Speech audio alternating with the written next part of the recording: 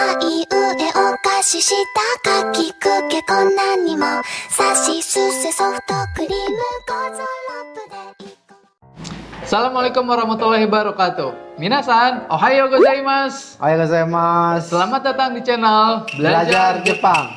Tempatnya kamu bisa belajar berbagai macam hal menarik mengenai Jepang, mulai dari bahasa hingga serba-serba kehidupan menarik Jepang lainnya. Bersama saya Reza. Saya Hasnul. Terima kasih pada teman-teman yang telah nonton channel ini.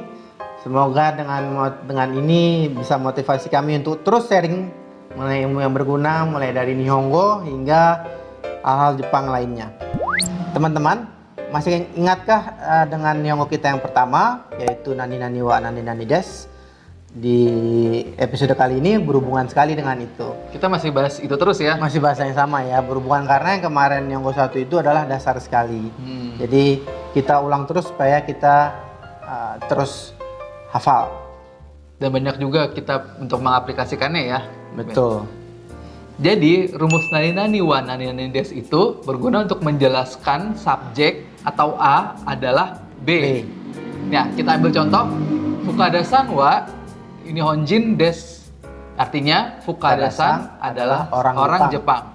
Nah, tapi bagaimana jika kita ingin menjelaskan bahwa si Fukada ini bukan hanya orang Jepang. Bisa kita menjelaskan bahwa dia juga seorang dokter.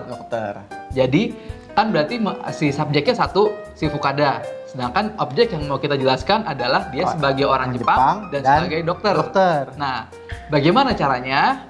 Nah, sebelum kita mulai masuk ke materinya, siapkan dulu kertas dan alat tulis kalian. Nihongo no kurasu wo hajimarimasho. Nah, seperti yang dicontohkan oleh Reja tadi, Fukada-san adalah orang Jepang. Fukada-san adalah seorang dokter. Nah, berarti ada satu subjek dengan dua penjelasan yang berbeda ya. Nah, gimana kalau kita taruh dalam bahasa Jepang? Kita artikan dalam bahasa Jepang nih ya. Fukada-san wa Nihonjin desu. Fukada-san wa Isha desu. Kalau kita sambung, normal dong. Fukada-san wa Nihonjin desu. Fukada-san wa Isha desu. Nah, kurang enaklah didengar berulang-ulang dan nampaknya desnya ada dua kali. Nah, kalimat yang benar adalah Fukada-san wa Nihonjin de, desnya menjadi de, langsung disambung dengan Isha desu. Yuk kita langsung ke contoh yuk. Jadi untuk menggabungkan dua kalimat dengan subjek yang sama, pada dasarnya kita masih menggunakan rumus yang sama, yaitu nani nani wa nani nani desu. Tapi karena ada dua keterangan dengan satu subjek, maka rumusnya kita ubah sedikit menjadi nani nani wa nani nani de nani nani desu.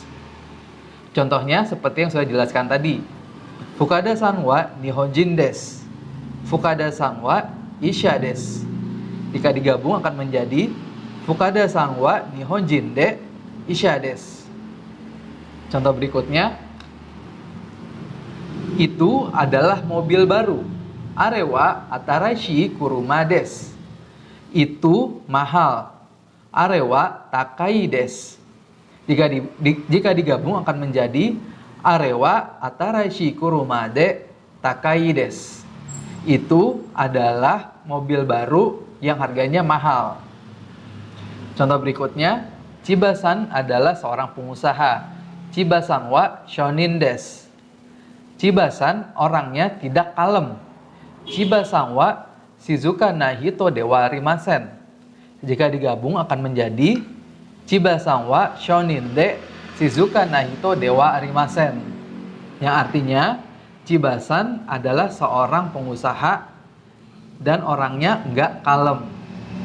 Rumus di atas nggak cuma bisa digunakan untuk dua kalimat aja ya, tapi bisa juga digunakan untuk 3, 4, atau lebih kalimat sekaligus jika memiliki subjek yang sama. Dengan menggunakan rumus ini, kalimatnya akan terdengar menjadi lebih bagus dan kita nggak melakukan pengulangan subjek berkali-kali. Selain kalimat positif, rumus di atas juga bisa digunakan untuk kalimat negatif. Tapi kalimat negatifnya diletakkan di belakang ya. Itu tadi adalah contoh penggabungan dua kalimat dalam konteks positif dan negatif. Lalu bagaimana kalau kita menggabungkan dua kalimat tanya? Apakah bisa dilakukan? Misalnya kita mau tanya apakah Yamada-san orang Jepang? Atau apakah Yamada Sang orang Korea? Kalau pakai rumusnya menjadi seperti ini. Yamada Sang wa Nihonjin desu ka? Yamada Sang wa Kankokujin desu ka? Agak gimana gitu ya terdengarnya, karena ada pengulangan subjek.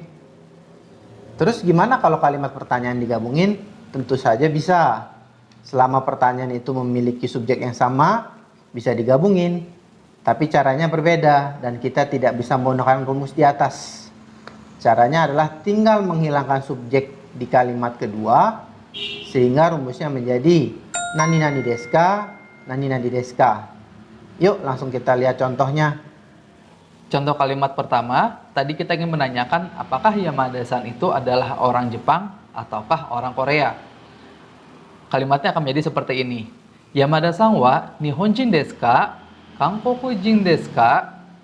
Apakah Yamada-san orang Jepang ataukah orang Korea? Nomor 2, Kore wa ringo desu ka? Mikan desu ka? Apakah ini apel ataukah jeruk?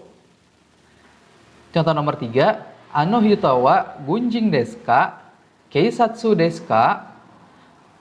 Apakah orang itu adalah seorang tentara ataukah seorang polisi? Gimana? Mudah kan caranya? Jadi dalam menggabungkan dua kalimat pertanyaan menjadi satu, sebenarnya tinggal diletakkan berurutan tanpa subjek di kalimat kedua. Dan kalau pertanyaannya lebih dari satu seperti di atas, maka bisa kita artikan sebagai ataukah. Tentunya rumus ini tidak hanya berlaku untuk dua pertanyaan saja ya, namun bisa digunakan untuk 3, 4 pertanyaan sekaligus, asal semuanya sama-sama memiliki subjek yang sama. Ya, sampai sini gimana? Bisa dimengerti ya materinya? Jadi kita hari ini udah belajar bagaimana cara menggabungkan dua kalimat menjadi satu.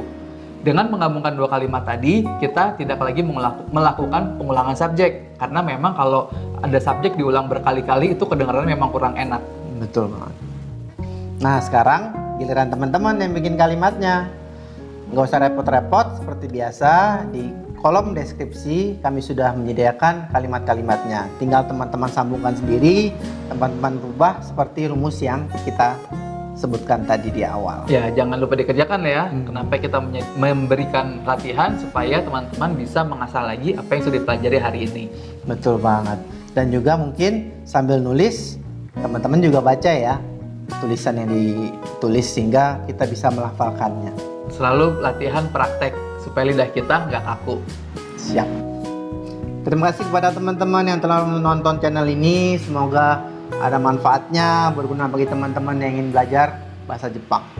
Ya, jangan lupa kalau misalnya ada pertanyaan atau kritik atau saran, silahkan tulis semuanya di kolom komentar ya. Di kolom komentar bawah ini ya. Dan jika teman-teman merasa apa yang kita sampaikan hari ini bermanfaat, maka silahkan bagikan kepada teman-teman kalian. Jangan lupa di-share. Jangan lupa di-share. Semoga dengan teman-teman men-share ini bisa membantu banyak orang untuk belajar bahasa Jepang secara otodidak.